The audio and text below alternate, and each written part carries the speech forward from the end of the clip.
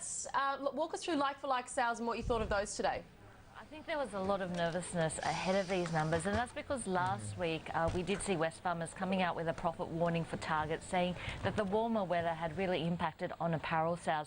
And since that profit warning, we have seen the retailers coming under pressure. We've seen stocks like Pacific Brands down by 16% since that profit warning. So just in the last few sessions, Premier Investments down by 13%, Super Retail down by 10%, and Myer's been down by 8%. Now, Myer's come out with its third quarter numbers, and we have seen sales up by 0.5% and like-for-like up by 0.4%. But that does signal a easing off in growth, and that's because in the first half we did see an acceleration in growth. In fact, in the second quarter we saw Myer's like-for-like up by 1.7%. So the fact that we've seen it ease back to 0.4% means that we have seen a moderation in growth. Now, we have seen some strong performing areas, and the key ones have been menswear. We've also seen cosmetic, women's wear and children's wear being the top performers. And it is interesting to note that 3 out of the top 20 shopping centres, department stores that Myer has, are currently under refurbishment, so that's probably having a little bit of an impact on total sales as well. But altogether, if we have a look at the sales numbers, we have seen an easing back in growth, so a bit of cautiousness, I think, in terms of the retailers, given what's happened in this space over the last couple of weeks. Julia, it's been a week of confession season, is it not? Fair to say Adelaide and Brighton's got any skeletons in the closet? Well, this is a huge one to be watching. Adelaide Brighton with its annual general meeting in Adelaide today. We know that there's a bit of a time difference, so we'll have to wait to see some comments coming through from this particular business. But we know it's in the construction materials space, and it's also a lime producer. And the reason why Adelaide Brighton is going to be so much in focus is because it does get a lot of its revenues from the mining space. About 49% of its revenues are exposed to mining and engineering. So we're really going to be watching this space, given the downgrades that we've seen from the mining services area over the last couple of weeks. Now, the previous guidance was that the full year 13 earnings will be below full year 12, but watching for a little bit more detail and flesh in this guidance.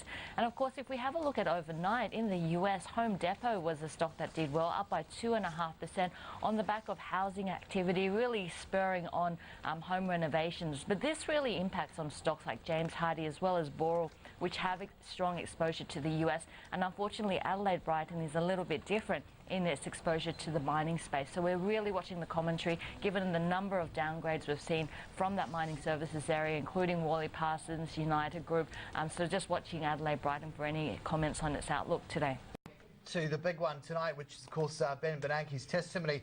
You get ahead of that. Goldman's coming out revising up their call for end-of-year performance for the S&P 500. 1750, the figure. Is that implying, you know, they're believing lower for longer from the chairman? Well, it looks like Goldman Sachs pretty positive on the US market. We've seen 1750 being their target, and they're also predicting that dividends are going to rise by 11% this year. So it's a stark contrast to what's happening in terms of the Australian market, where we've seen Citigroup coming out and actually cutting Australian equities to underweight, saying that the PE ratio over here in Australia is 10% above the 2-decade average, the 20-year average, and dividend yields have fallen from 5.1% a year ago down to 4.1%. So it does look like brokers may be very positive on the US, but a little bit more cautious in terms of Australian shares. Of course, if we have a look at Aussie shares, we have a large exposure to commodities, and that's why Ben Bernanke's testimony is going to be so important. He'll be testifying to the Joint Economic Committee, and of course, all eyes on whether we are going to see a tapering off of quantitative easing. And we did see gold prices easing back, so gold miners very early on in the session are being sold off once again. We also saw copper prices coming under pressure. Copper prices down by 0.5% in New York, and we saw Chinese refined copper imports actually down 33% from a year ago. So I guess still a bit of concern around the type of demand that we are seeing coming through from China, but no doubt that tonight is going to be a big one. All eyes on Bernanke and quantitative easing, and of course that's going to feed through into the commodities and the currency space. Looking at Seven West Media, we were talking about this, shares tanking about 5.3%. What's that really telling you? I guess if we have a look at the sale by KKR, it really did give us an insight into the demand for these media shares. And I guess there were a couple of things we were watching here.